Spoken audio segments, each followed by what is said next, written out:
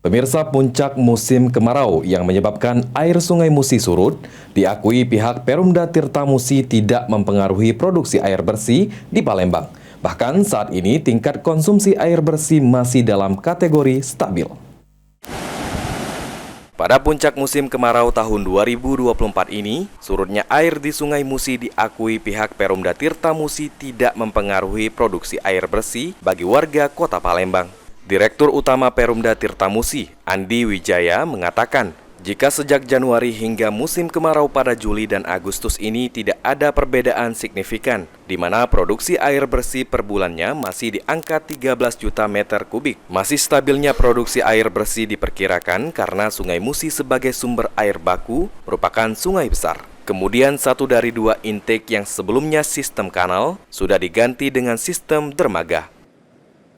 Ada beberapa pertanyaan dari masyarakat karena melihat Sungai Musi sudah mulai surut ya. Tetapi dari data kami yang ada, dari kalau kita bandingkan awal tahun kita anggap itu musim hujan, dan pada bulan Juli, Agustus ini musim kemarau, itu tidak ada perbedaan yang nyata.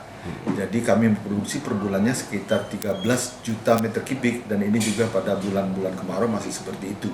Jadi tidak ada perubahan. Ditambahkan Andi Wijaya, tingkat konsumsi pelanggan tidak mengalami kenaikan signifikan. Pada saat musim hujan, konsumsi di angka 28,7 per bulan, dan pada musim kemarau ini hanya di angka 28,05.